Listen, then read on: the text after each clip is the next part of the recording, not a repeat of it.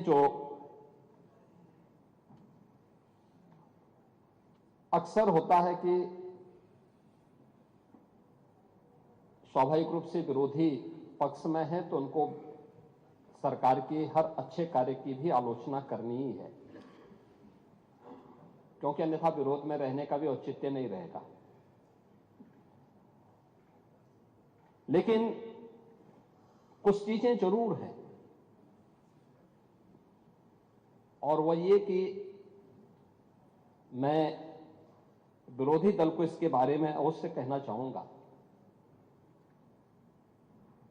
आपने उदारता से हमारे सामने नेता प्रतिपक्ष के रूप में अत्यंत वरिष्ठ सदस्य को और एक बुजुर्ग को, जो अपनी सहजता और सरलता के लिए जाने जाते हैं, जिनके प्रति एक सामान्य सम्मान का भाव हम लोगों के मन में होता है, तो हम लोगों को विरोधी दल के प्रति जो कठोरता रहती है वो वैसे ही सामान्य रूप से सहजता में बदल जाती है। लेकिन मैं एक बात अवश्य कहना चाहूंगा। आपने जो बात कही है, सरकार के बजट के आकार, पिछले 8 और पौने 9 वर्ष के अंदर सरकार ने क्या कुछ किया है, उत्तर प्रदेश की अर्थव्यवस्था में सरकार के प्रयासों से क्या योगदान हुआ है, इनके बारे में चूंकि सप्लीमेंट्री डिमांड्स हैं तो बहुत संक्षेप में ही अपनी बात को कहूंगा। लेकिन मैं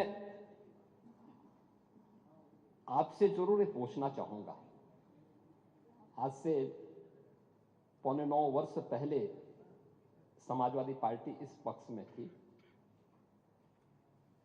और भारतीय जनता पार्टी उस पक्ष में थी।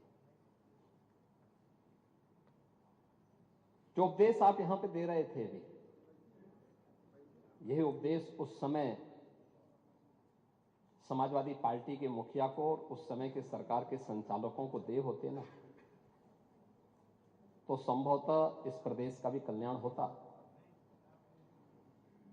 हमने क्या किया है, मैं उसके बारे में भी चर्चा करूंगा। इसलिए मैं समाजवादी पार्टी से और विरोधी पक्ष से कहना चाहूंगा कि तो इधर उधर की बात मत कर, यह तो बता कि एक काफिला क्यों लूटा। जो समाजवादी पार्टी तितर बितर हो गई, अस्त व्यस्त हो गई, इस पूरे प्रदेश के सामने पहचान का संकट खड़ा किया, अराजकता का जो तांडव खड़ा किया था, कौन इसके लिए दोषी था?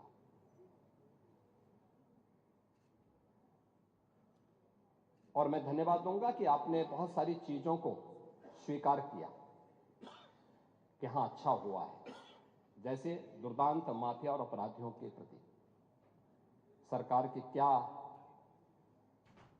नीति होनी चाहिए, और सरकार ने वह करके भी दिखाया।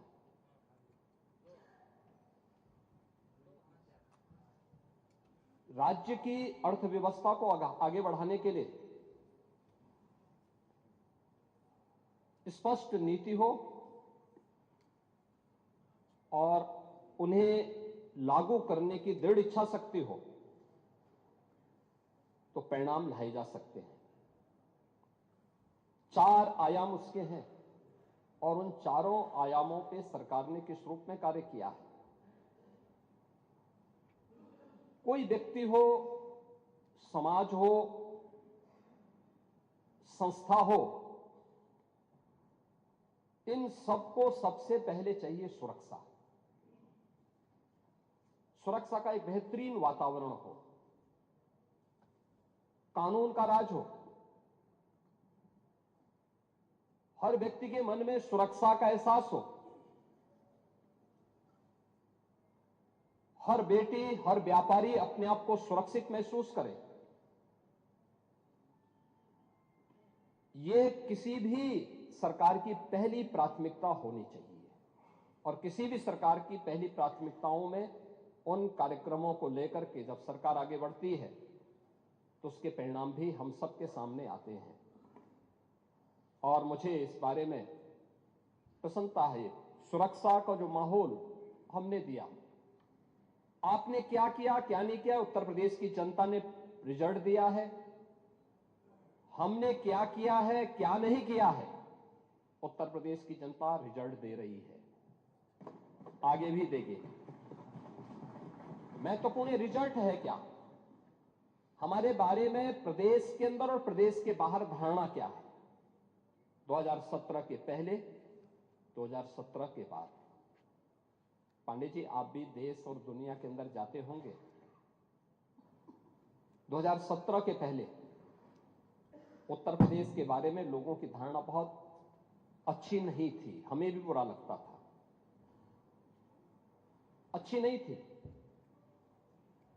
आज इस पक्ष के लोग या उस पक्ष के लोग, कोई भी बाहर जाता होगा, प्रदेश के अंदर भी आप जाते होंगे, अगर राजनीतिक प्रोग्राम में नहीं, आप सामान्य कार्यक्रम में जाएंगे तो सामान्य लोगों के मुंह से बात अवश्य आपको दिखती होगी कि हां, सुरक्षा का एक माहौल है, बेहतरीन माहौल है। हर व्यक्ति को इस बात का एहसास होता है। देश के अंदर कहीं जाते हैं, लोगों के मन में एक एहसास होता है कि हां, यूपी सुरक्षित है, अच्छा है, दंगा नहीं है, अराजकता नहीं है। आपको उदाहरण देना है तो मैं आपको बता सकता हूं, न्याय कैसे होता है। आप ही के सामने, आप ही की पार्टी से सदस्य चुनी गई पूजा पाल संभवतः नहीं है।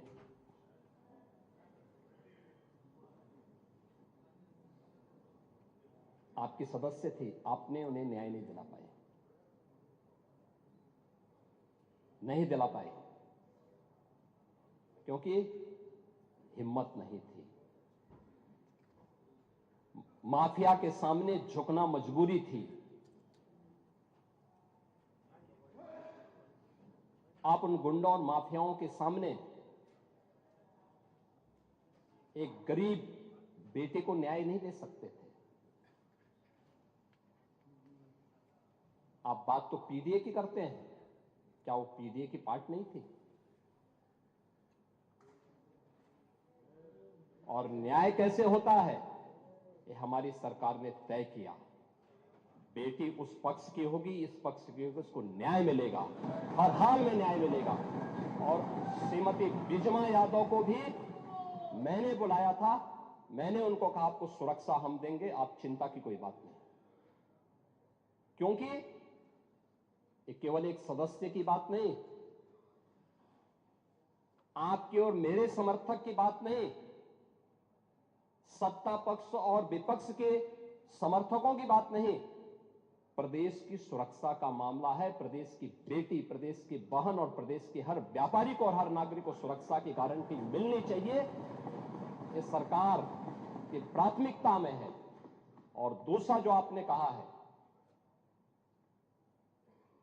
कब्जा करने की प्रवृत्ति, मैं आपको इस बात के लिए आश्वस्त करता हूं, कब्जा कोई भी करेगा, किसी भी स्मारक पर, किसी भी पौराणिक स्थल पर, वो कोई भी होगा, उसको छोड़ूंगा तो नहीं। आपके जिले में भी कुछ लोग कब्जा करना चाहते हैं, तो लोग बहुत चिल्लाते हैं। आपने अभी गांधी स्मारक से जुड़े हुए किसी एक मेरठ के स्थल का नाम बताया है, हम इसकी जांच करवाएंगे, पूरी रिपोर्ट लेंगे। और कहां खादी उद्योग का होगा, और आपके जिले में भी गांधी स्मारक से जुड़े हुए एक स्थल पर कब्जा करने की प्रवृत्ति चल रही है।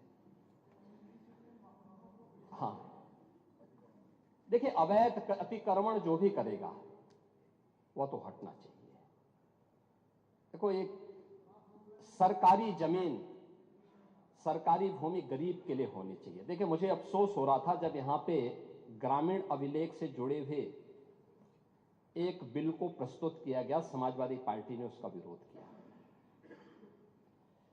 देखिए, पहली बार हुआ है, और इस पूरे सदन को प्रधानमंत्री मोदी जी के प्रति आभार व्यक्त करना चाहिए कि आजादी के बाद पहली बार एक गरीब को जहां पर आबादी की भूमि पर उसका मकान बना है, उसका अभिलेख उसके नाम पर पहली बार हुआ है।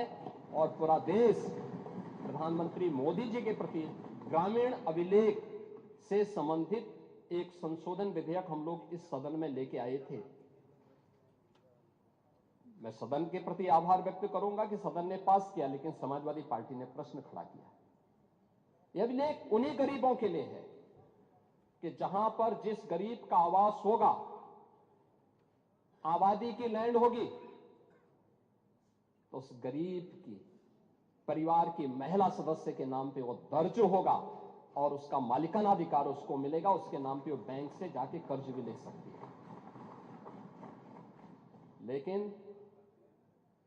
लेकिन अगर उस आबादी की लैंड पर या किसी सरकारी लैंड पर कोई माफिया कब्जा करके जबरदस्ती उसको मॉल बना करके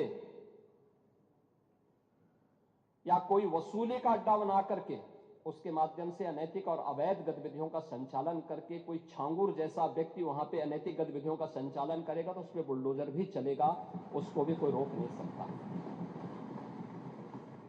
और इसलिए सुरक्षा का यह वातावरण हर व्यक्ति के लिए आवश्यक है। और उस सुरक्षा का वातावरण ने परसेप्शन बदला है यूपी का। पूरे यूपी की सुरक्षा के इस वातावरण पर आज हर व्यक्ति कह सकता है कि आज यूपी में इन्वेस्टमेंट आ रहा है। मैं उस पर भी चर्चा करूंगा।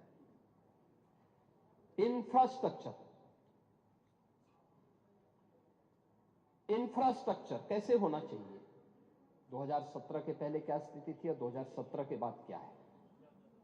17 के पहले गड्ढा युक्त सड़कें थी, मेट्रो के नाम पर मजाक बनाया हुआ था, रेलवे के नेटवर्किंग के लिए केंद्र सरकार के साथ समन्वय नहीं था। आपकी मजबूरी होती है तो आप कांग्रेस के साथ गठबंधन कर लेते हैं, अन्यथा जब कांग्रेस में यूपीए की गवर्नमेंट केंद्र में थी और प्रदेश में समाजवादी पार्टी की सरकार थी, तब भी कैसे संबंध थे आप लोगों के। यानी मजबूरी के नाम आपके संबंध थे, अन्यथा आप लोग किस प्रकार की अराजकता फैलाते थे किसी से छुपा हुआ नहीं है।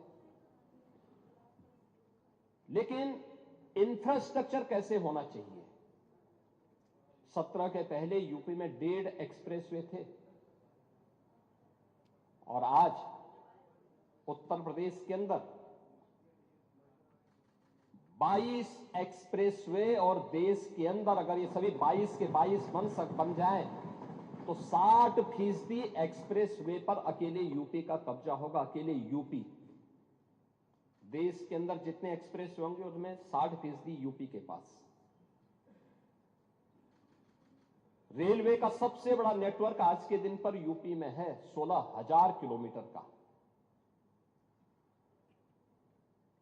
इंटर स्टेट कनेक्टिविटी 4 लेन की,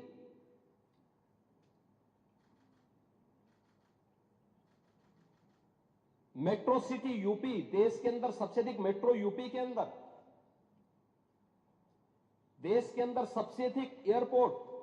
2017 के पहले यूपी के अंदर एयरपोर्ट की संख्या बहुत कम थी, उनमें से 2 संचालित थे, 2 आंशिक रूप से संचालित थे। आज 16 एयरपोर्ट संचालित हैं और उनमें से 4 इंटरनेशनल एयरपोर्ट हैं और 5वां इंटरनेशनल एयरपोर्ट जो भारत का सबसे बड़ा एयरपोर्ट है वह जेवर में नोएडा इंटरनेशनल एयरपोर्ट के रूप में अगले महीने संचालित होने जा रहा है।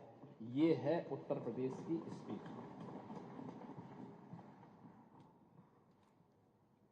देश की पहली रैपिड रेल आज यूपी के अंदर चल रही है। देश का पहला वाटरवे यूपी के अंदर संचालित हो चुका है। ये प्रयागराज से हल्दिया के बीच में, वाराणसी हल्दिया के बीच में संचालित है। इसे प्रयागराज तक और फिर बलिया से अयोध्या तक इसको एक्सटेंड करने का एक कार्यक्रम चल रहा है। लेकिन ये सरकार की इच्छा शक्ति पर होता है। सरकार करना चाहिए तो हो सकता है, लेकिन जब सरकार नहीं करना चाहेगी, और इसीलिए मैं आपसे कहना चाहूंगा कि आप लोग बात बड़ी बड़ी करते हैं, लेकिन ये जो बड़ी बड़ी बातें आप लोग करते हैं ना, ये समाजवादी पार्टी का अहंकार है। जब व्यक्ति में अहंकार आता है तो कहता है कि मैंने ये कर दिया, लेकिन जब इसीलिए कोई आपको सम्मान नहीं देता समाजवादी पार्टी को। 17 के पहले प्रदेश के सामने ये पहचान के संकट से प्रदेश तरसता था समाजवादी पार्टी के कारण, लेकिन आज हर उत्तर प्रदेश वासी सम्मान इसलिए प्राप्त कर रहा है क्योंकि काम सरकार की एक टीम कर रही है, परिणाम है, लेकिन दुनिया कह रही है कि यूपी के अंदर अच्छा हो रहा है, तो पूरा उत्तर प्रदेश सम्मान प्राप्त कर रहा है। यानी अहंकार तब आता है जब कहते हैं कि साहब हमने ये कर दिया, लेकिन सम्मान तब पाते हैं जब दुनिया कहती है कि आपने अच्छा कर लिया। और आज दुनिया कह रही है कि यूपी ने अच्छा किया है, अच्छा कर रही है, हर एक मामले में अच्छा कर रही है, लेकिन इंफ्रास्ट्रक्चर के मामले में भी ये अच्छा यूपी के अंदर है। एम्प्लॉयमेंट, आप एम्प्लॉयमेंट की बात कर रहे थे, आपने शिक्षाविद भरे तो थे लोक सेवा आयोग में भी और शिक्षा आयोग में भी, क्या क्या कारनामे किए थे उन्होंने, क्या क्या कारनामे किए थे। जो हाई स्कूल 3rd डिवीजन था, इंटरमीडिएट 3rd डिवीजन था, आयोग का अध्यक्ष हो गया था।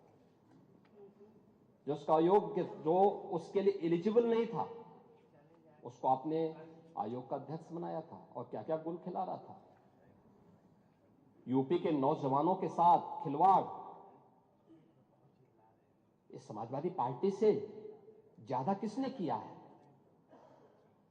आज मैं कह सकता हूं, भर्ती जितनी पारदर्शिता के साथ हुई है, 8.25 वर्ष सरकार को होने जा रहे हैं, कल 8.25 वर्ष सरकार को होंगे पांडे जी, और 8.25 वर्ष में 9 लाख सरकारी नौकरी उत्तर प्रदेश के नौजवानों को बिना किसी घूसखोरी के प्राप्त हो जाए,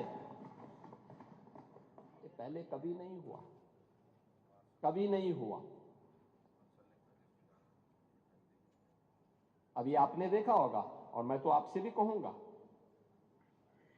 अभी हाल ही में हम लोगों ने 60,244 पुलिस कार्मिकों की भर्ती की थी, आरक्षी भर्ती की। सिद्धार्थनगर जनपद के बहुत सारे नौजवान थे, आपको बुलाना चाहिए था अपनी विधानसभा के नौजवानों को, उनके परिवार के सदस्यों को बुलाते, उनको सम्मान देते, अच्छा रहता, क्योंकि आप उनके चुने हुए प्रतिनिधि हैं, आपको बुलाने का अधिकार है। क्या इससे पहले कभी हुआ? हम इतने बड़े पैमाने पर भर्ती इसलिए कर पाए क्योंकि हमने इसके लिए उतना इंफ्रास्ट्रक्चर दिया है, इससे पहले इंफ्रास्ट्रक्चर नहीं था। देखिए, यूपी के अंदर 17 के पहले पुलिस ट्रेनिंग के लिए हमारे पास कुल 3,000 की क्षमता थी। जब हम लोगों ने 2017 में पुलिस की भर्ती की व्यवस्था को देखा, कैसे इनकी ट्रेनिंग होगी, क्योंकि भर्ती नहीं करना, इनकी ट्रेनिंग भी करना है। वर्दीधारी फोर्स के लिए महत्वपूर्ण होता है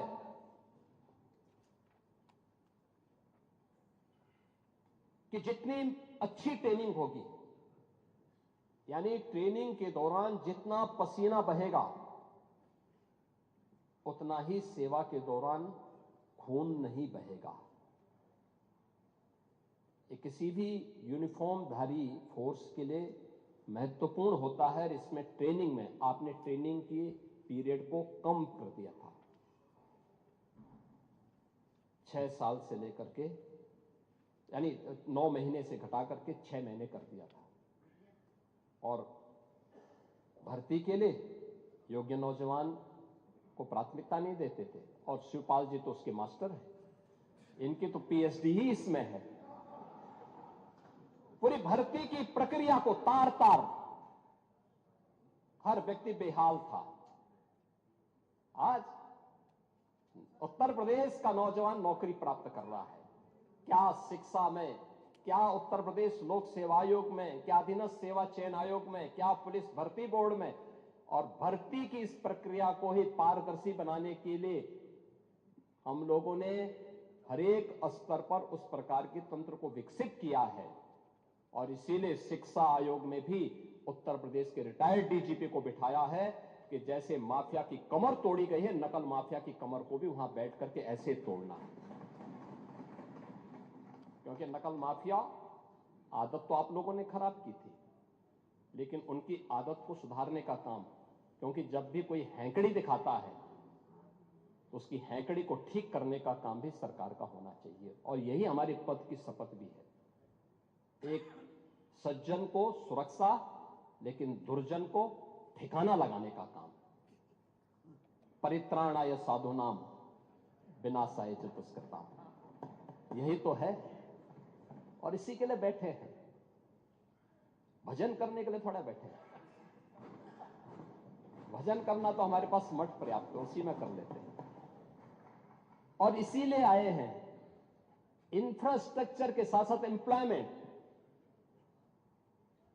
एम्प्लॉयमेंट के भी अलग अलग तरीके हैं।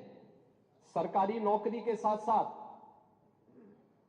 प्रदेश के परंपरागत उद्यम में भी एमएसएमई का एक बहुत बड़ा सेक्टर, ये केवल हमने नहीं तैयार किया,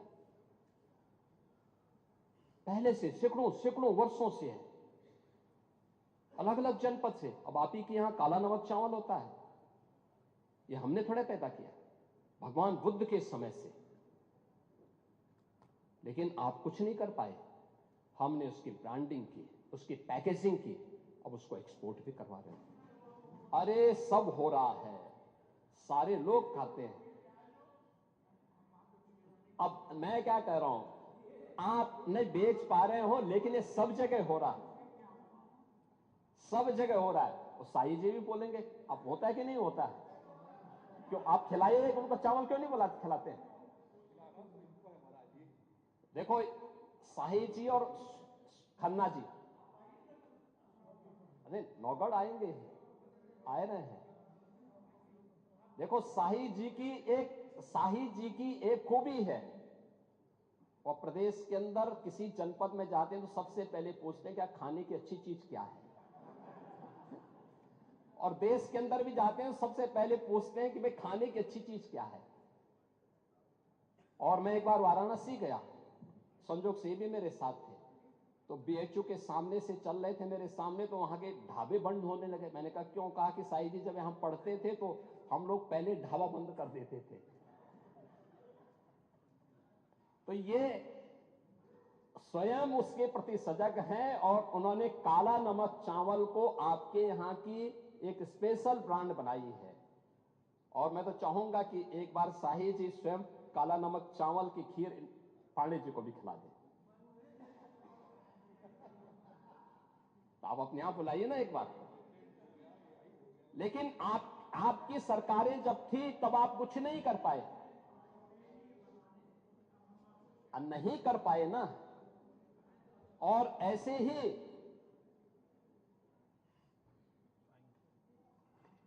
ही खन्ना जी हैं। अब ये खन्ना जी कहते थे, परसों हमारी एक बैठक चल रही थी, उसमें कह रहे थे कि मुझे रात्रि को बहुत गर्मी लग रही थी, तो टेम्परेचर बाहर जो है 3-4 डिग्री था। मैंने कहा भी आपको गर्मी लग रही होगी, लेकिन पहले बैठक तो कर लीजिए आप। अब ये हाल है, लेकिन हर जनपद के एक एक प्रोडक्ट को, आज की नहीं पुराने समय की थी, बंद पड़ रही थी। उनके पास टेक्नोलॉजी नहीं थी, उनके पास डिजाइन नहीं थी, मार्केट की डिमांड क्या है उनको जानकारी नहीं थी, उनको पैकेजिंग की जानकारी नहीं थी।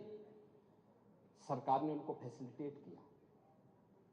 आज एमएसएमई का देश के अंदर सबसे बड़ा जो नेटवर्क है वो यूपी के पास है। 96 लाख एमएसएमई यूनिट,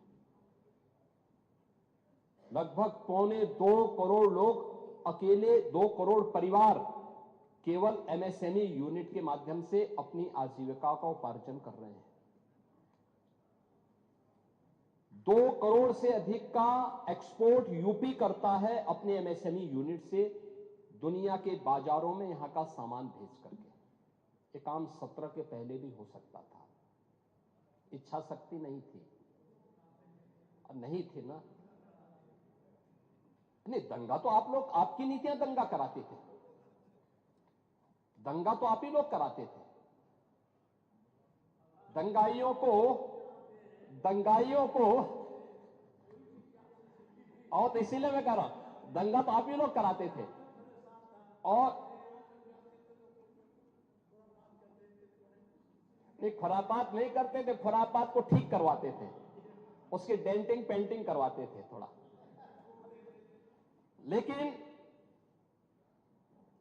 यह एमएसएमई सेक्टर में और इन्वेस्टर समिट कैसे प्रदेश के अंदर एम्प्लॉयमेंट के लिए हुआ। माननीय अध्यक्ष जी, आप औद्योगिक विकास के मंत्री थे और उस समय जब पहली बार इन्वेस्टर समिट की बात आई थी तो हम लोग जब मुंबई रोड शो में गए थे, कैसा वातावरण बना के रखा था यूपी के अंदर आप लोगों ने। जिस भी उद्यमी से मिलते थे वो कहता था, साहब आप आए हैं, स्वागत है, लेकिन हम यूपी नहीं जाएंगे। क्यों नहीं जाएंगे? कहा हमने कसम खा रखी है, नहीं जाएंगे। ये वातावरण यूपी का था। किसके कारण? समाजवादी पार्टी के कारण, समाजवादी पार्टी की नीतियों के कारण, समाजवादी पार्टी की अराजकता और भ्रष्टाचार के कारण, पॉलिसी पैरालिसिस के कारण। और आज यूपी के अंदर हम लोगों ने जब इन्वेस्टर समिट किए हैं, एक नहीं, अब हमारे पास 45 लाख करोड़ रुपए के निवेश के प्रस्ताव प्राप्त होते हैं। 15 लाख से अधिक करोड़ रुपए के निवेश के प्रस्ताव जमीनी धरातल पर उतर चुके हैं। 60 लाख से अधिक नौजवानों को इसमें सीधे सीधे नौकरी मिली है और 5 लाख का हमारे पास ग्राउंड ब्रेकिंग कराने के लिए तैयारी है और 5 लाख पाइपलाइन में है। ये है कार्य, ये है नए भारत का नया यूपी, ये है एम्प्लॉयमेंट। अब यूपी का नौजवान रोजगार के लिए उसे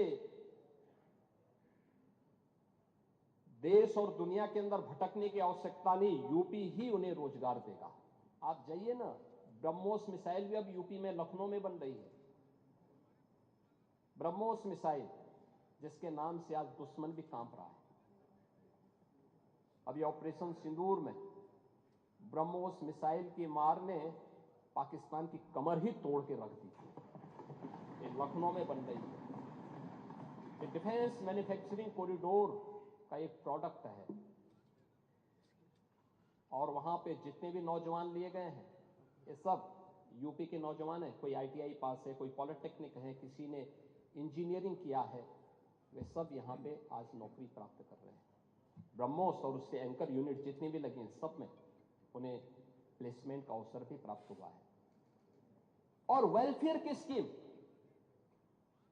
आप कह रहे थे कि मुख्यमंत्री राहत कोष से जो पैसा मिलता था उसमें कोई भेदभाव नहीं होता था। मैं धन्यवाद दूंगा कि आपने स्वीकार किया।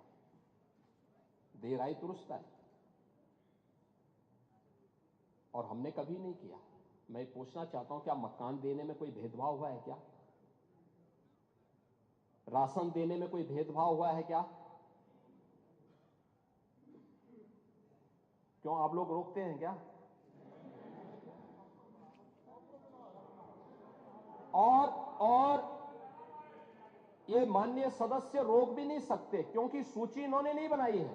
2011-12 में जो सेक्स सूची बनी है, उसके साथ साथ हम लोगों ने उन गरीबों को भी, जिसको आपने भेदभाव का शिकार बनाया था, उनका नाम भी जोड़ करके और फिर ये वेलफेयर स्कीम का लाभ हम दे रहे हैं।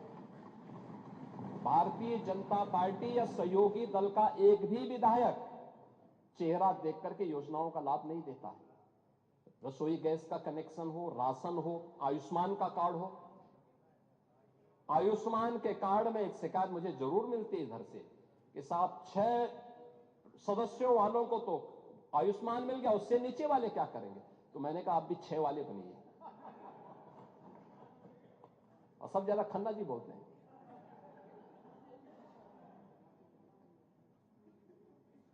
अब आपसे सीखें ना। लेकिन कभी नहीं भेदभाव हुआ है। और ऐसे ही सीएम रिलीफ फंड से पैसा देने में भी यह हमारे लिए पाप है, चेहरा देख करके योजनाओं का लाभ देना। उत्तर प्रदेश की 25 करोड़ की आबादी के कल्याण के लिए, उसकी सुरक्षा के लिए सरकार खड़ी है और बिना भेदभाव के योजनाओं का लाभ देगी। हाँ, उसमें भी दे रहे हैं। अभी त्वरित का पैसा इधर ही नहीं मिला तो उधर भी कहां से? सभी को मिलेगा, सभी को पैसा मिलेगा। और हमने तो पीडब्ल्यूडी में भी मांगा था। देखो, पहली बार पांडे जी कह रहे थे समीक्षा की बात, नियमित रूप से समीक्षा होती है, एक एक विभाग की समीक्षा होती है, एक एक कार्यक्रम की समीक्षा होती है। हर जिले के अंदर वहां का जो सीनियर जनप्रतिनिधि है, माननीय सांसद या प्रभारी मंत्री हर महीने जिले के अंदर जाकर के बैठक लेता है। सीनियर जो मेंबर ऑफ पार्लियामेंट है, वहां पर दिशा कमेटी के माध्यम से उन योजनाओं को कैसे इंप्लीमेंट करना है, इसकी भी समीक्षा होती है। उनकी रिपोर्ट शासन में आती है, फिर उसको विभागीय स्तर पर आगे क्रियान्वयन किस रूप में होना है, इसके बारे में भी कार्रवाई आगे बढ़ती है। पीडब्ल्यूडी की बैठक की पूरी कार्य योजना मैंने स्वयं अगस्त और सितंबर में माननीय विधायकों के साथ बैठक करके उस कार्य योजना को आगे बढ़ाने के लिए किया। और उसी के अनुरूप हर एक विधानसभा क्षेत्र में सड़क के लिए, पुल के लिए और जो उसके अलग अलग मद हैं, मानते हैं जितनी डिमांड थी उसके अनुरूप पैसा नहीं जा पाया होगा, फेज वाइज जाएगा। लेकिन कोई भी 403 विधानसभा में कोई विधानसभा नहीं बचेगी जहां विकास का पैसा जिससे वंचित रह जाए। हर जगह जाएगा, अवश्य जाएगा। और इसमें कोई भेदभाव किसी भी सदस्य के साथ नहीं है।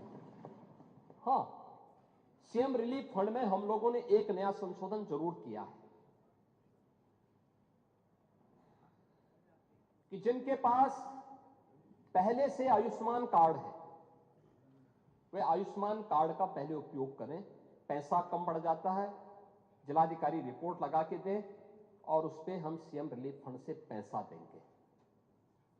दूसरा, कुछ हॉस्पिटल से हमें कुछ हॉस्पिटल्स की ऐसी शिकायत हमें मिली थी कि इनके द्वारा गलत बिलिंग की जा रही है, उसमें हमें कार्रवाई करनी पड़ी थी। इन सब पे कार्रवाई हुई है, अन्यथा पैसे में कोई रोक टोक नहीं है। और उसमें जो भी सदस्य लिखता हो, इस पक्ष का हो, उस पक्ष का हो, उस पक्ष का हो, किसी भी पक्ष का हो, सबको पैसा मिला है, आगे भी पैसा मिलेगा। कोई इसमें संदेह नहीं होना चाहिए, क्योंकि एक गरीब के प्रति सरकार की संवेदना है। हर गरीब के प्रति सरकार उसी मजबूती के साथ खड़ी है। इस सरकार की वेलफेयर स्कीम का लाभ भी इसी प्रकार से बिना भेदभाव के प्राप्त हुआ है। और इसीलिए जब अनुपूरक बजट को देने की बात आई, जब कोई नया मद है, कोई नई चीज हम प्रारंभ करने जा रहे हैं, उसके लिए जब बजट की आवश्यकता पड़ती है और हमारे रूटीन बजट का वो पार्ट नहीं है, तो सरकार को इस प्रकार के निर्णय लेने पड़ते हैं। और सरकार ने उन्हीं चीजों पर कार्य आगे बढ़ाया है।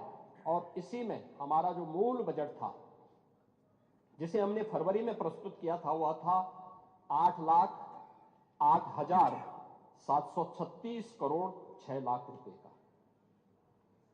अब उसको 88,000 पड़ रहे थे, वो 8 लाख था। 8 करोड़ था। और हमने जो अपना अनुपूरक बजट प्रस्तुत किया है, वह किया है 24,496 करोड़ 98 लाख का। ये हमने किया है, जिसमें जो धनराशि उन मदों के लिए जिसमें रूटीन बजट के लिए धनराशि नहीं थी, उसमें एक्सप्रेसवे के लिए, ऊर्जा के लिए, स्वास्थ्य से संबंधित जिन मदों के पे धन नहीं था उनके लिए, निवेश, नगरीय सुविधाओं के लिए तकनीकी शिक्षा और महिला सशक्तिकरण के लिए जो धनराशि की आवश्यकता थी, उस पर हम लोग इस बजट को हम लोगों ने इसमें प्रस्तुत किया है। इसको लेंगे तो ये पूरा बजट हमारा अब बनकर के तैयार हो जाएगा। यह 8 करोड़ 33 लाख 200 8 करोड़ 33 हजार 8 लाख 33 हजार 233 करोड़ 4 लाख रुपए का यह हमारा टोटल बजट हो जाएगा वर्ष 25-26 का। मैंने आपसे इसी बात को कहा था कि हमें रिजल्ट पे ध्यान देना होगा। रिजल्ट क्या है? एक रिजल्ट तो मैंने बताया परसेप्शन के बारे में। ये 4 क्षेत्रों में जो कार्य किए गए, समान रूप से कार्य हुए हैं, उसके परिणाम आपके सामने हैं। और परिणाम क्या है? परिणाम ये है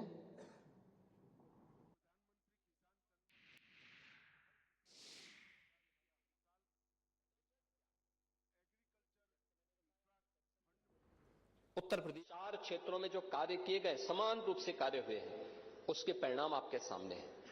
और परिणाम क्या है? परिणाम ये है उत्तर प्रदेश की अर्थव्यवस्था। आज जो हर व्यक्ति यूपी के अंदर निवेश करने के इच्छुक है, यूपी के बारे में अच्छी धारणा बनाए हुआ है, इसके पीछे उत्तर प्रदेश के अंदर हुए उन कार्यों की और डबल इंजन की सरकार की डबल स्पीड को बना दिया था। यूपी जैसा राज्य बीमार हो गया था, पहचान के संकट का मोहताज हो गया था। आज पॉलिसी पैरालिसिस नहीं है। आज हमारे पास 33 सेक्टोरल पॉलिसीज है, पिक एंड चूज नहीं है। इसमें आप आइए, निवेश करिए। सरकार के ये नियम है, सरकार इस पे इसके अनुरूप आपको ये सुविधा देगी। परिणाम है यूपी के अंदर निवेश आ रहा है। यूपी देश के अंदर एक ड्रीम डेस्टिनेशन बना है इन्वेस्टमेंट का। आपने शिक्षाविद भरे तो थे लोक सेवा आयोग में भी और शिक्षा आयोग में भी। क्या क्या कारनामे किए थे उन्होंने? क्या क्या कारनामे किए थे? जो हाई स्कूल 3rd डिवीजन था, इंटरमीडिएट 3rd डिवीजन था, आयोग का अध्यक्ष हो गया था। जो उसका आयोग जो उसके लिए एलिजिबल नहीं था, उसको आपने आयोग का अध्यक्ष बनाया था। और क्या क्या गुल खिला रहा था। यूपी के नौजवानों के साथ खिलवाड़ इस समाजवादी पार्टी से ज्यादा किसने किया है? आज मैं कह सकता हूं, भर्ती जितनी पारदर्शिता के साथ हुई है, 8.25 वर्ष सरकार को होने जा रहे हैं। कल 8.25 वर्ष सरकार को होंगे पांडे जी, और 8.25 वर्ष में 9 लाख सरकारी नौकरी उत्तर प्रदेश के नौजवानों को बिना किसी घूसखोरी के प्राप्त हो जाए। ये पहले कभी नहीं हुआ, कभी नहीं हुआ। अभी आपने देखा होगा, और मैं तो आपसे भी कहूंगा, अभी हाल ही में हम लोगों ने 60,244 पुलिस कार्मिकों की भर्ती की थी, आरक्षी भर्ती की। सिद्धार्थनगर जनपद के बहुत सारे नौजवान हुए थे। आपको बुलाना चाहिए था अपनी विधानसभा के नौजवानों को, उनके परिवार के सदस्यों को बुलाते, उनको सम्मान देते, अच्छा रहता। क्योंकि आप उनके चुने हुए प्रतिनिधि हैं, आपको बुलाने का अधिकार है। क्या इससे पहले कभी हुआ? हम इतने बड़े पैमाने पर भर्ती इसलिए कर पाए क्योंकि हमने इसके लिए उतना इंफ्रास्ट्रक्चर दिया है। इससे पहले इंफ्रास्ट्रक्चर नहीं था। देखिए, यूपी के अंदर 17 के पहले पुलिस ट्रेनिंग के लिए हमारे पास कुल 3,000 की क्षमता थी। जब हम लोगों ने 2017 में पुलिस की भर्ती की व्यवस्था को देखा, कैसे इनकी ट्रेनिंग होगी, क्योंकि भर्ती नहीं करना, इनकी ट्रेनिंग भी करना है। वर्दीधारी फोर्स के लिए महत्वपूर्ण होता है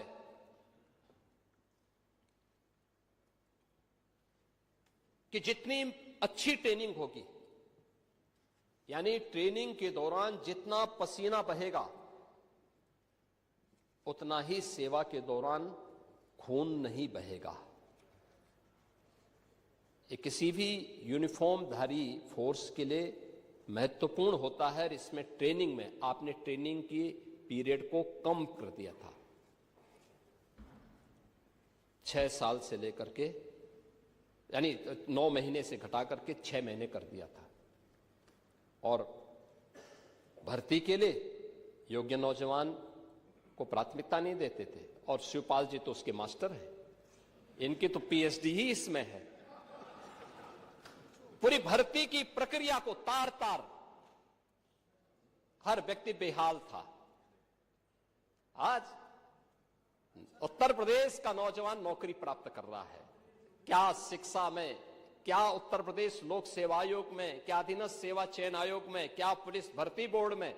और भर्ती की इस प्रक्रिया को ही पारदर्शी बनाने के लिए हम लोगों ने हरेक स्तर पर उस प्रकार के तंत्र को विकसित किया है।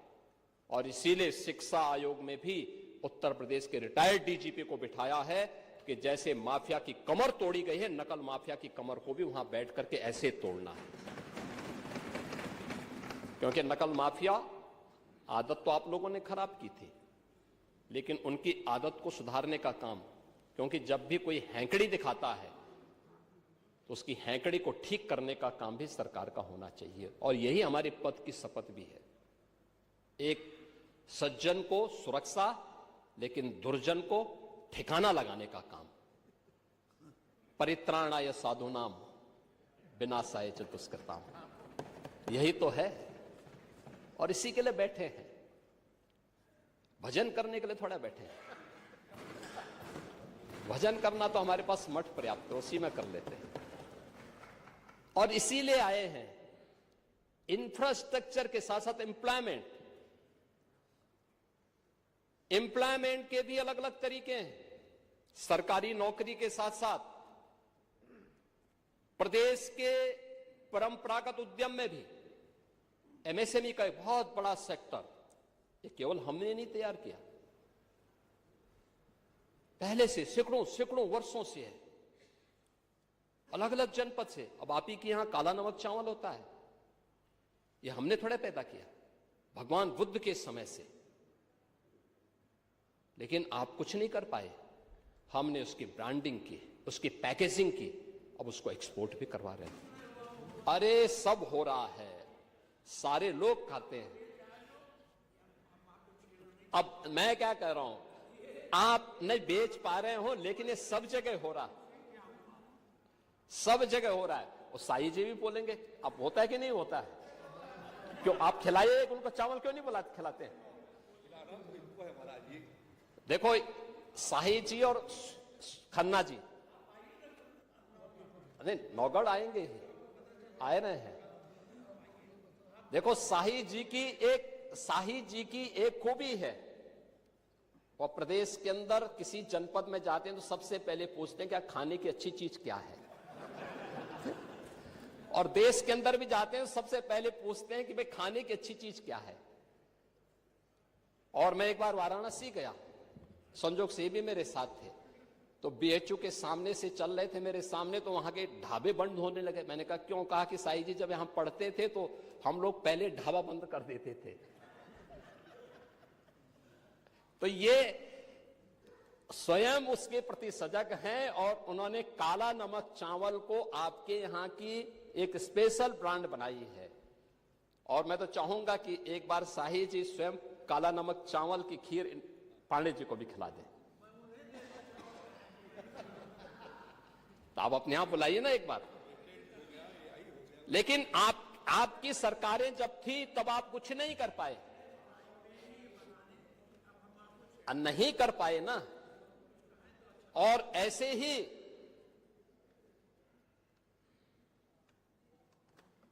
खन्ना जी हैं। अब ये खन्ना जी कहते थे, परसों हमारी एक बैठक चल रही थी, उसमें कह रहे थे कि मुझे रात्रि को बहुत गर्मी लग रही थी, तो टेम्परेचर बाहर जो है 3-4 डिग्री था। मैंने कहा भी आपको गर्मी लग रही होगी, लेकिन पहले बैठक तो कर लीजिए आप। अब ये हाल है, लेकिन हर जनपद के एक एक प्रोडक्ट को, आज की नहीं पुराने समय की थी, बंद पड़ रही थी, उनके पास टेक्नोलॉजी नहीं थी, उनके पास डिजाइन नहीं थी, मार्केट की डिमांड क्या है उनको जानकारी नहीं थी, उनको पैकेजिंग की जानकारी नहीं थी, सरकार ने उनको फैसिलिटेट किया। आज एमएसएमई का देश के अंदर सबसे बड़ा जो नेटवर्क है वो यूपी के पास है। 96 लाख एमएसएमई यूनिट, लगभग 1.25 करोड़ लोग, अकेले 2 करोड़ परिवार केवल एमएसएमई यूनिट के माध्यम से अपनी आजीविका का उपार्जन कर रहे हैं। 2 करोड़ से अधिक का एक्सपोर्ट यूपी करता है अपने एमएसएमई यूनिट से दुनिया के बाजारों में यहां का सामान भेज करके। ये काम 17 के पहले भी हो सकता था, इच्छा शक्ति नहीं थी, नहीं थी ना। नहीं, दंगा तो आप लोग, आपकी नीतियां दंगा कराते थे, दंगा तो आप ही लोग कराते थे। दंगाइयों को और तो इसीलिए मैं कह रहा हूं, दंगा तो आप ही लोग कराते थे। और नहीं, खुरापात नहीं करते थे, खुरापात को ठीक करवाते थे, उसकी डेंटिंग पेंटिंग करवाते थे थोड़ा। लेकिन यह एमएसएमई सेक्टर में और इन्वेस्टर समिट कैसे प्रदेश के अंदर एम्प्लॉयमेंट के लिए हुआ। माननीय अध्यक्ष जी, आप औद्योगिक विकास के मंत्री थे और उस समय जब पहली बार इन्वेस्टर समिट की बात आई थी तो हम लोग जब मुंबई रोड शो में गए थे, कैसा वातावरण बना के रखा था यूपी के अंदर आप लोगों ने। जिस भी उद्यमी से मिलते थे वो कहता था साहब आप आए हैं, स्वागत है, लेकिन हम यूपी नहीं जाएंगे। क्यों नहीं जाएंगे? कहा हमने कसम खा रखी है, नहीं जाएंगे। ये वातावरण यूपी का था। किसके कारण? समाजवादी पार्टी के कारण, समाजवादी पार्टी की नीतियों के कारण, समाजवादी पार्टी की अराजकता और भ्रष्टाचार के कारण, पॉलिसी पैरालिसिस के कारण। और आज यूपी के अंदर हम लोगों ने जब इन्वेस्टर समिट किए हैं, एक नहीं, अब हमारे पास 45 लाख करोड़ रुपए के निवेश के प्रस्ताव प्राप्त होते हैं। 15 लाख से अधिक करोड़ रुपए के निवेश के प्रस्ताव जमीनी धरातल पर उतर चुके हैं। 60 लाख से अधिक नौजवानों को इसमें सीधे सीधे नौकरी मिली है और 5 लाख का हमारे पास ग्राउंड ब्रेकिंग कराने के लिए तैयारी है और 5 लाख पाइपलाइन में है। ये है कार्य, ये है नए भारत का नया यूपी,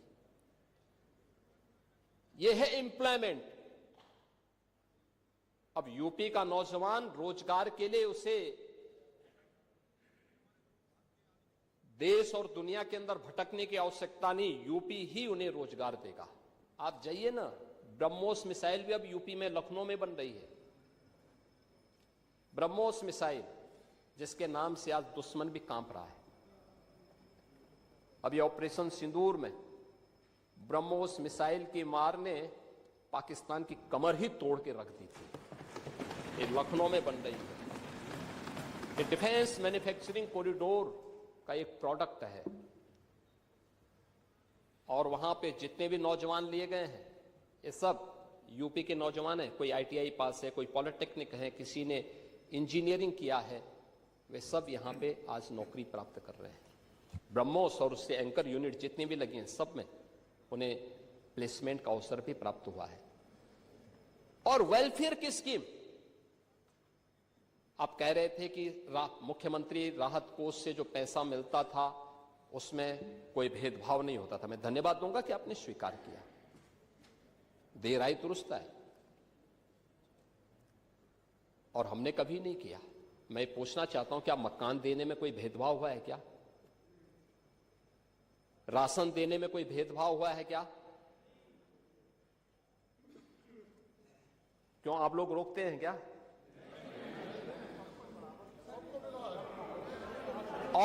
और ये माननीय सदस्य रोक भी नहीं सकते, क्योंकि सूची इन्होंने नहीं बनाई है। 2011-12 में जो सेक्स सूची बनी है, उसके साथ साथ हम लोगों ने उन गरीबों को भी, जिसको आपने भेदभाव का शिकार बनाया था, उनका नाम भी जोड़ करके और फिर ये वेलफेयर स्कीम का लाभ हम दे रहे हैं। भारतीय जनता पार्टी या सहयोगी दल का एक भी विधायक चेहरा देख करके योजनाओं का लाभ नहीं देता है।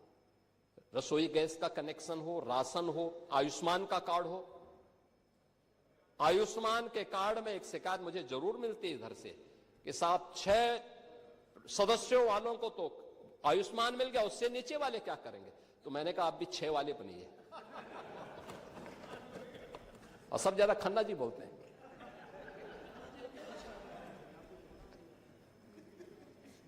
अब आपसे सीखें ना। लेकिन कभी नहीं भेदभाव हुआ है। और ऐसे ही सीएम रिलीफ फंड से पैसा देने में भी यह हमारे लिए पाप है, चेहरा देख करके योजनाओं का लाभ देना। उत्तर प्रदेश की 25 करोड़ की आबादी के कल्याण के लिए, उसकी सुरक्षा के लिए सरकार खड़ी है और बिना भेदभाव के योजनाओं का लाभ देगी। हाँ, उसमें भी दे रहे हैं। अभी त्वरित का पैसा इधर ही नहीं मिला तो उधर भी कहां से? सभी को मिलेगा, सभी को पैसा मिलेगा। और हमने तो पीडब्ल्यूडी में भी मांगा था। देखो, पहली बार पाणी जी कह रहे थे समीक्षा की बात, नियमित रूप से समीक्षा होती है, एक एक विभाग की समीक्षा होती है, एक एक कार्यक्रम की समीक्षा होती है। हर जिले के अंदर वहां का जो सीनियर जनप्रतिनिधि है, माननीय सांसद या प्रभारी मंत्री हर महीने जिले के अंदर जाकर के बैठक लेता है। सीनियर जो मेंबर ऑफ पार्लियामेंट है, वहां पर दिशा कमेटी के माध्यम से उन योजनाओं को कैसे इंप्लीमेंट करना है, इसकी भी समीक्षा होती है। उनकी रिपोर्ट शासन में आती है, फिर उसको विभागीय स्तर पर आगे क्रियान्वयन किस रूप में होना है, इसके बारे में भी कार्रवाई आगे बढ़ती है। पीडब्ल्यूडी की बैठक की पूरी कार्य योजना मैंने स्वयं अगस्त और सितंबर में माननीय विधायकों के साथ बैठक करके उस कार्य योजना को आगे बढ़ाने के लिए किया। और उसी के अनुरूप हर एक विधानसभा क्षेत्र में सड़क के लिए, पुल के लिए और जो उसके अलग अलग मद हैं, मानते हैं जितनी डिमांड थी उसके अनुरूप पैसा नहीं जा पाया होगा, फेज वाइज जाएगा। लेकिन कोई भी 403 विधानसभा में कोई विधानसभा नहीं बचेगी जहां विकास का पैसा जिससे वंचित रह जाए, हर जगह जाएगा, अवश्य जाएगा। और इसमें कोई भेदभाव किसी भी सदस्य के साथ नहीं है। हां, सीएम रिलीफ फंड में हम लोगों ने एक नया संशोधन जरूर किया है कि जिनके पास पहले से आयुष्मान कार्ड है, वे आयुष्मान कार्ड का पहले उपयोग करें। पैसा कम पड़ जाता है, जिलाधिकारी रिपोर्ट लगा के दें और उस पे हम सीएम रिलीफ फंड से पैसा देंगे। दूसरा, कुछ हॉस्पिटल से हमें कुछ हॉस्पिटल्स की ऐसी शिकायत हमें मिली थी कि इनके द्वारा गलत बिलिंग की जा रही है, उसमें हमें कार्रवाई करनी पड़ी थी। इन सब पे कार्रवाई हुई है, अन्यथा पैसे में कोई रोक टोक नहीं है। और उसमें जो भी सदस्य लिखता हो, इस पक्ष का हो, उस पक्ष का हो, उस पक्ष का हो, किसी भी पक्ष का हो, सबको पैसा मिला है, आगे भी पैसा मिलेगा। कोई इसमें संदेह नहीं होना चाहिए, क्योंकि एक गरीब के प्रति सरकार की संवेदना है। हर गरीब के प्रति सरकार उसी मजबूती के साथ खड़ी है। इस सरकार की वेलफेयर स्कीम का लाभ भी इसी प्रकार से बिना भेदभाव के प्राप्त हुआ है। और इसीलिए जब अनुपूरक बजट को देने की बात आई, जब कोई नया मद है, कोई नई चीज हम प्रारंभ करने जा रहे हैं, उसके लिए जब बजट की आवश्यकता पड़ती है और हमारे रूटीन बजट का वो पार्ट नहीं है, तो सरकार को इस प्रकार के निर्णय लेने पड़ते हैं। और सरकार ने उन्हीं चीजों पर कार्य आगे बढ़ाया है। और इसी में हमारा जो मूल बजट था, जिसे हमने फरवरी में प्रस्तुत किया था, वह था 8,08,736 करोड़ 6 लाख रुपए का। आप उसको 88,000 पढ़ रहे थे, वो 8 लाख था। 8 करोड़ था। और हमने जो अपना अनुपूरक बजट प्रस्तुत किया है वह किया है 24,496 करोड़ 98 लाख का।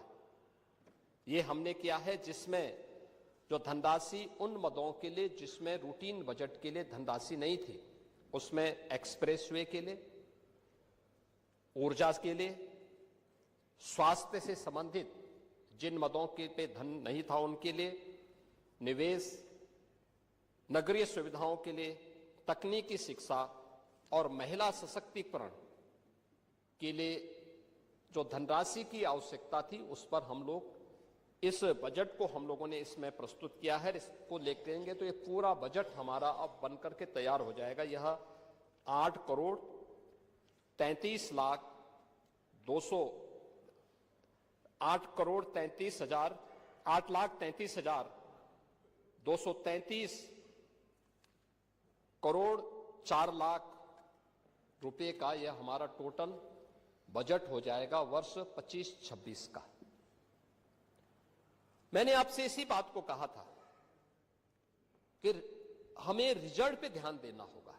रिजल्ट क्या है? एक रिजल्ट तो मैंने बताया परसेप्शन के बारे में। ये 4 क्षेत्रों में जो कार्य किए गए, समान रूप से कार्य हुए हैं, उसके परिणाम आपके सामने हैं। और परिणाम क्या है?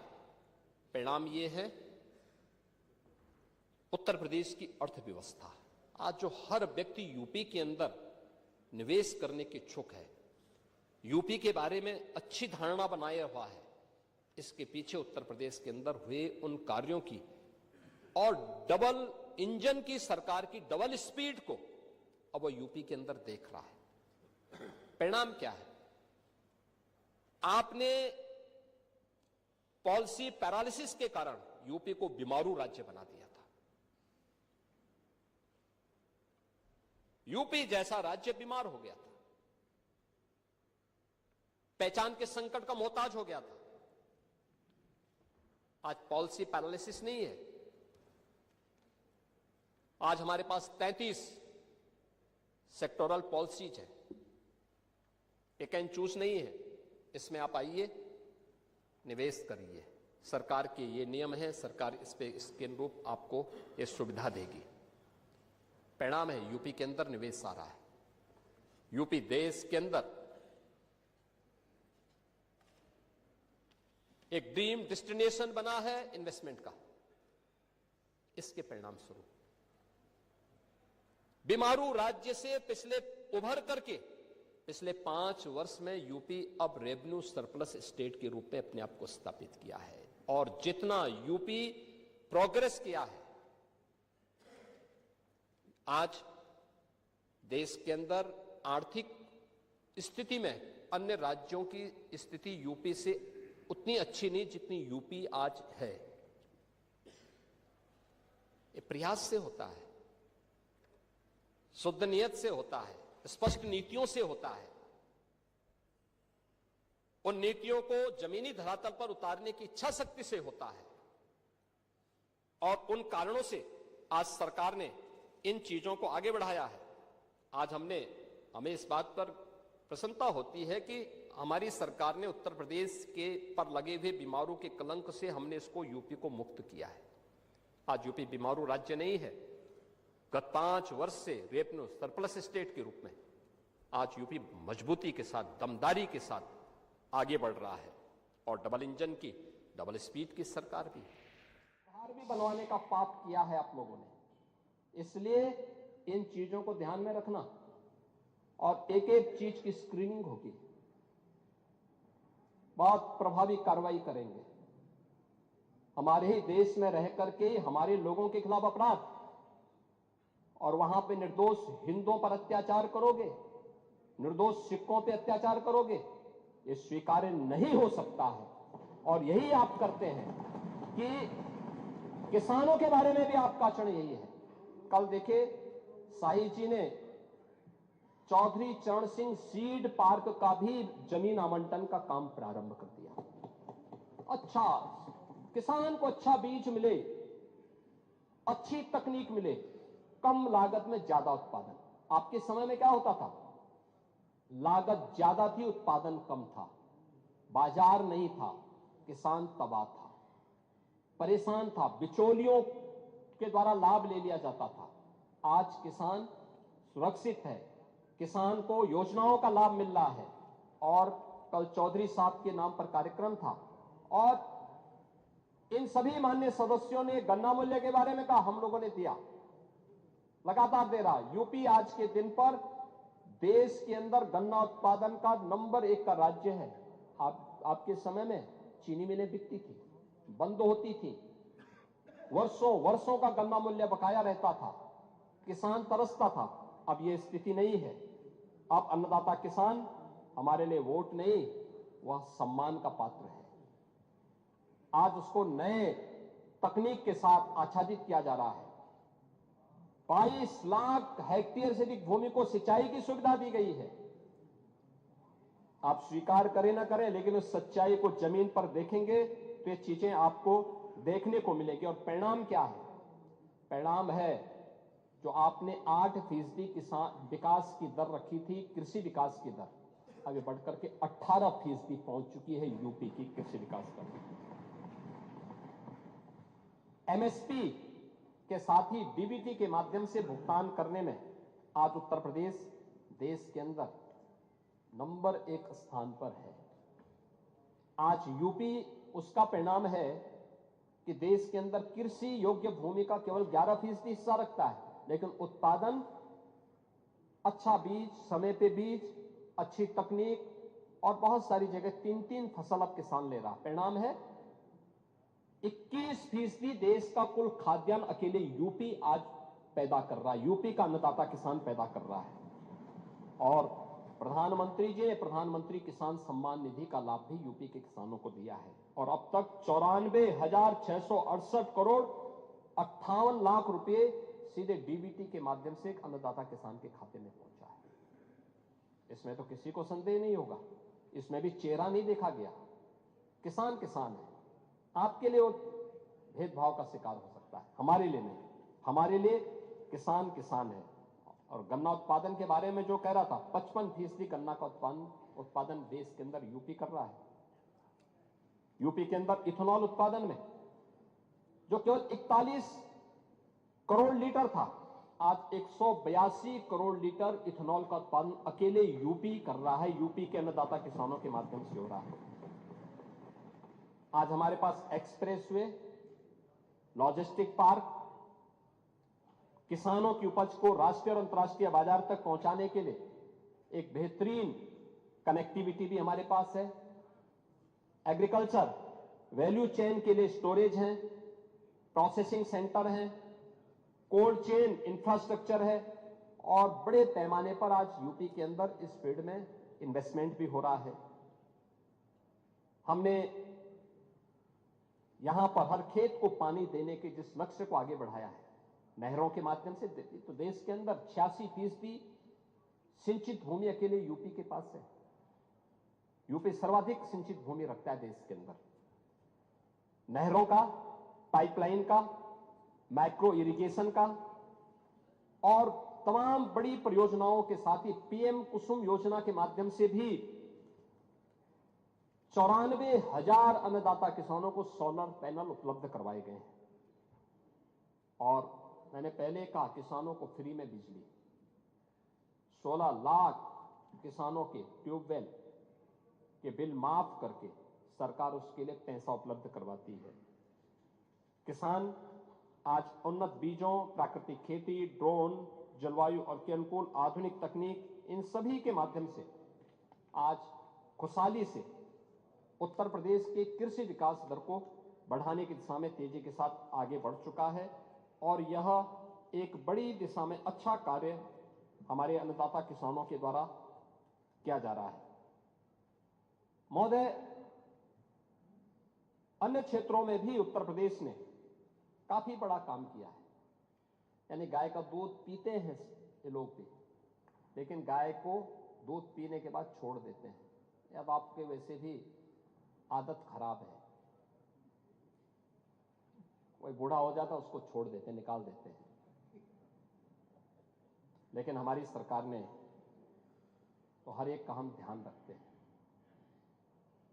16 लाख से अधिक गौवंश के लिए गो संरक्षण स्थल बना करके सरकार कार्य कर रही है और 1500 रुपये एक गाय का अन्नदाता किसान अगर पालता है अपने घर में तो उसका वेरिफिकेशन करने के बाद भुगतान सरकार कर रही है। परिणाम है दुग्ध उत्पादन में अग्रणी राज्य है। स्मार्ट खेती, मिलेट्स यानी श्री अन्न की खेती के विस्तार में भी उत्तर प्रदेश ने देश के अंदर अग्रणी स्थान बनाया है। और संजय निषाद हैं, इन्होंने पांडे जी को कभी बुलाओ अपने यहां मछली खाने के लिए। मत्स्य उत्पादन में भी उन्होंने दुगनी हैं। पांडे जी मछली खाएंगे? रहे हैं ना? नहीं, मैं छीन के नहीं। आपके यहां आते कि नहीं आते हैं? हैं? अच्छा, आपके वोट बैंक को भड़काते हैं। भड़काते नहीं होंगे, खिलाते होंगे। खिलाइए लेकिन पिलाइए मत।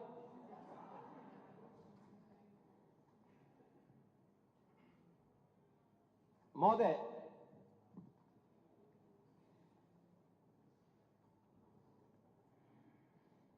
ऊर्जा के बारे में आज नेता विरोधी दल ने इसके बारे में चर्चा नहीं की और संभवतः वह खैर अच्छा है, उनको बिजली मिल रही है उनको इससे, क्योंकि गांव में बिजली पहले मिलती नहीं। अच्छा, आप नहीं, ये चीजें दिखाती हैं कि गांव में देखिए, वैसे भी गांव में बिजली मिल रही है तो आप संतुष्ट होंगे। आप देखिए शिवपाल जी के बगल में बैठ जाते हैं, थोड़ा संगत का असर पड़ जाता है, लेकिन वैसे आप सच बोलते हैं। लेकिन ये सच्चाई थी कि 2017 के पहले उत्तर प्रदेश के अंदर जो पहले जमीनें खरीद ली थी, ये मजाक है देश के साथ में, प्रदेश के जनवासियों के साथ में। आपकी योजनाएं भ्रष्टाचार की भेंट इसलिए चलती थी क्योंकि नीयत साफ नहीं थी। नौजवान इसलिए नाराज था क्योंकि उसे मालूम था कि सूची तो पहले से ही आ जाती है। महाभारत के सारे रिश्ते निकल जाते थे, सूची पहले से निकल जाती थी। नौजवान ठगा का ठगा रह जाता था, उसको कुछ भी नहीं मिलता था। अन्नदाता किसान परेशान, योजनाओं का लाभ तो नहीं मिलता था। क्या होता था? उसके ट्यूबवेल की मोटर ही चोरी हो जाती थी।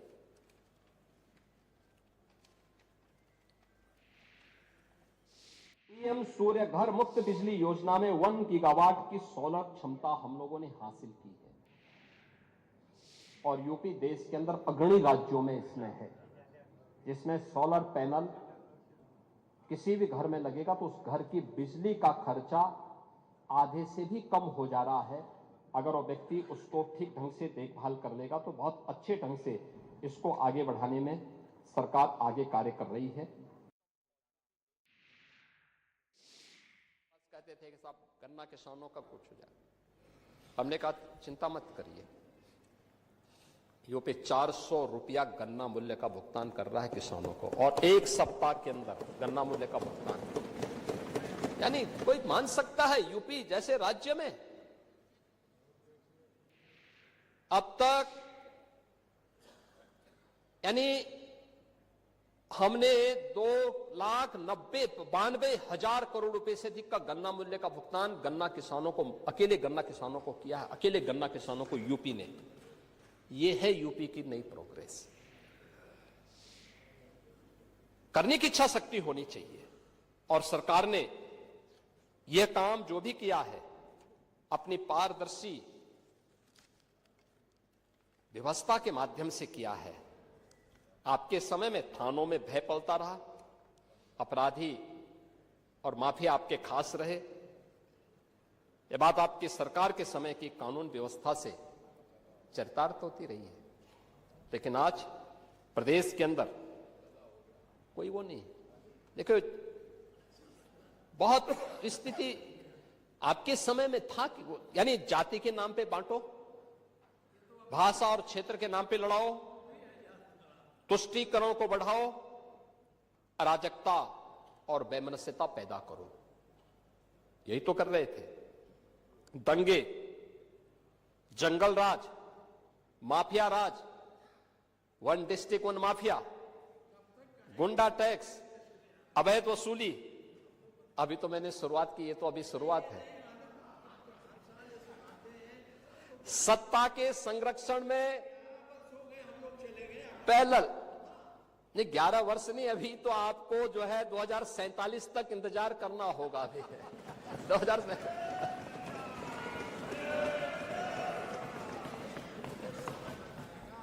चाहे जो कहिए। आज यानी उस समय हरेक तबके में असुरक्षा का वातावरण था। प्रदेश की छवि अराजकता की थी, अस्थिरता की थी। और आज रूल ऑफ लॉ आज यूपी के अंदर है। कोई सांप्रदायिक दंगा नहीं है। दंगाई, ओह, दंगा कैसे होता है और दंगाई का उपचार कैसे होना है, हां, तो बरेली के मौलाना से पूछ लो। अब यहां न कर्फ्यू है न दंगा है, अब यूपी में सब चंगा है। यह है नया यूपी। महोदय, हम लोगों ने पुलिस की अवस्थापना यानी अगर भर्ती की है, उनकी ट्रेनिंग अच्छी की है, तो उनकी अवस्थापना सुविधाओं को बढ़ाया है। अब खपरेल के बैरक नहीं है। आप किसी भी जिले में जाएंगे, जो सबसे हाई राइज बिल्डिंग होगी वो यूपी पुलिस की कार्मिकों के लिए बैरक होंगे। आखिर वो सभी नौजवान तो यूपी के अंदर के ही रहने वाले हैं, किसी न किसी के परिवार के होंगे सदस्य। ये मानवीय संवेदना का भाव पहले था, आज नहीं है। आज उनके साथ वही सद्भाव के साथ, सम्मान के साथ सरकार व्यवहार करती है। सरकार ने रिफॉर्म के पहली बार यूपी में पुलिस कमिश्नरेट सिस्टम लागू हुआ।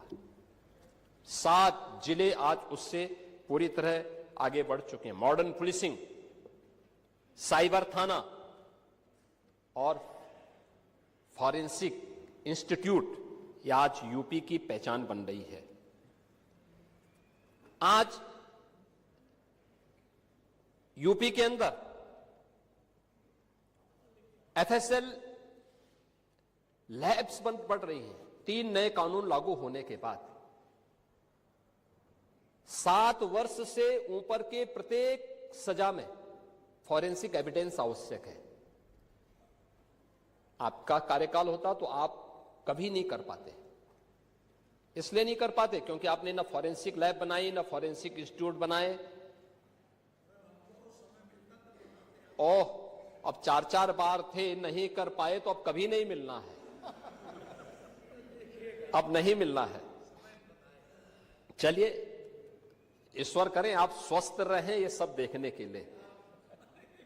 आप स्वस्थ रहें देखने के लिए कि फिर से सपा को उधर बैठना पड़ेगा, और सपा को बैठना ही नहीं पड़ेगा, उस लायक भी रहती है कि मुख्य प्रतिपक्षी दल बना रहता है कि नहीं रहता है, ये इसमें मुझे संदेह लगता है। लेकिन आज यूपी के अंदर 12 एफएसएल लैब ये बी ग्रेड की बन चुकी हैं।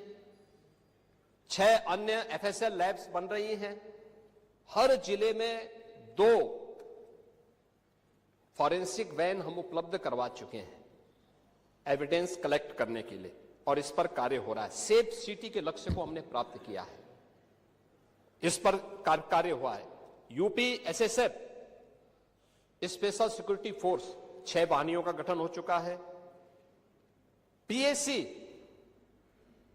जिस पर हर यूपी वासी पहले गर्व करता था, समाजवादी पार्टी ने उनकी सभी कंपनियों को नष्ट करने का प्रयास किया।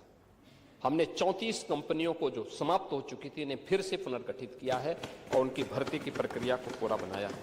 और अब तो 3 महिला पीएससी की बटालियन भी वीरांगना उदा देवी के नाम पर, वीरांगना झलकारी बाई के नाम पर और वीरांगना अवंतीबाई लोधी के नाम पर उत्तर प्रदेश के अंदर गठित हो चुकी हैं।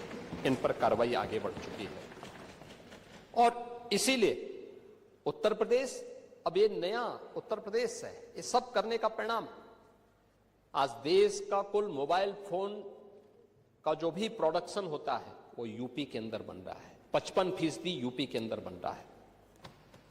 जितने भी इलेक्ट्रॉनिक कंपोनेंट बन रहे हैं उसका 60% यूपी के अंदर बन रहा है। और आज यूपी के अंदर ईज ऑफ डूइंग बिजनेस में देश के अंदर यूपी टॉप अचीवर स्टेट के रूप में अब यूपी जाना जाता है। यह है यूपी की नई पहचान। आज राष्ट्रीय शिक्षा नीति, skill India, startup India, stand up India, ये युवाओं की स्किलिंग के लिए और युवाओं को बेहतर भविष्य देने के लिए प्रभावी ढंग से सरकार के द्वारा इसे आगे बढ़ाया गया है। आज आर्टिफिशियल इंटेलिजेंस में, सेमीकंडक्टर में, साइबर सिक्योरिटी के लिए, रोबोटिक्स में, ड्रोन टेक्नोलॉजी में, इलेक्ट्रिक व्हीकल में, agritech, fintech, deep tech, health take, tourism और हॉस्पिटलिटी में, डिफेंस, मैन्युफैक्चरिंग और स्पोर्ट्स जैसे क्षेत्रों में भी उत्तर प्रदेश ने नए गंतव्य प्राप्त किए हैं और तेजी के साथ उत्तर प्रदेश अब आगे बढ़ चुका है। महोदय, यूपी के अंदर जो प्रयास प्रारंभ हुए, यूपी जैसे राज्य में इतनी फर्टाइल लैंड, इतना अच्छा जल संसाधन, लेकिन टेक्नोलॉजी नहीं देते थे, अच्छा सीड नहीं देते थे। कल किसान दिवस था। किसानों के मसीहा चौधरी चरण सिंह जी के 123वीं जयंती के अवसर पर एक कार्यक्रम विधान भवन के सामने भी हुआ था और मैं समझता था कि नेता प्रतिपक्ष और हमारे विरोधी दल के भी सदस्य उसमें भाग लेंगे, क्योंकि चौधरी साहब तो प्रदेश के नेता थे, देश के नेता थे।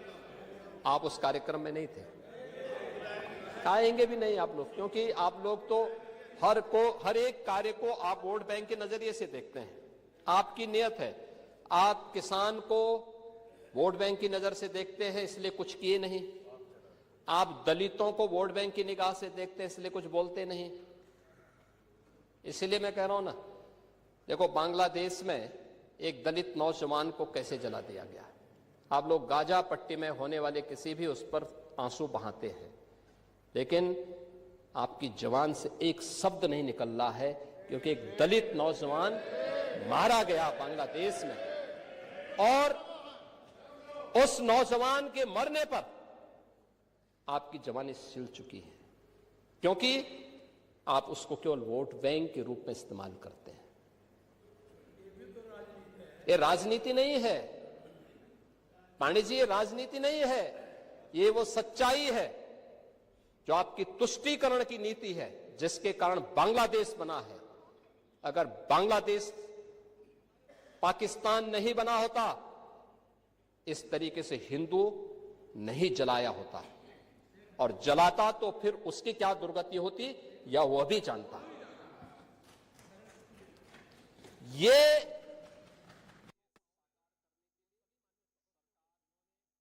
सुरक्षा की गारंटी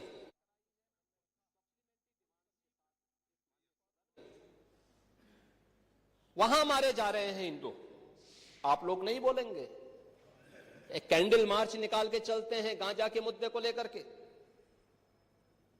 लेकिन पाकिस्तान और बांग्लादेश में हिंदू मारा जाता है तो आपके मुंह बंद हो जाते हैं, क्योंकि मरने वाला हिंदू है, दलित है, आप बोलेंगे नहीं। और यही सच्चाई है।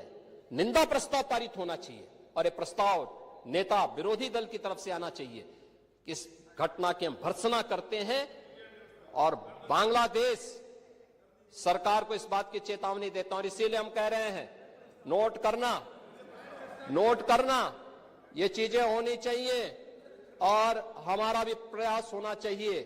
जब बांग्लादेशी को यहां से निकालेंगे और रोहिंग्या को यहां से बाहर का रास्ता दिखाएंगे तो उनके समर्थन में मत आना, क्योंकि उनमें से बहुत सारे लोगों के वोट आपने बनवाए हैं, उनके बहुत सारे लोगों के लिए आधार भी बनवाने का पाप किया है आप लोगों ने। इसलिए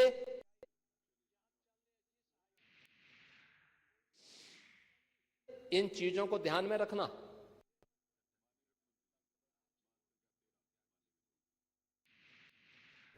और एक एक चीज की सदन में इस अनुपूरक बजट के ऊपर माननीय नेता प्रतिपक्ष सहित जिन्होंने उठाए थे, मैं समझता हूं उनकी बात का जवाब मिल गया। अब मैं मत संख्या 13, ये 13 तो पहले बोले ना, 13 पे प्रश्न आएगा तब 14 आएगा ना।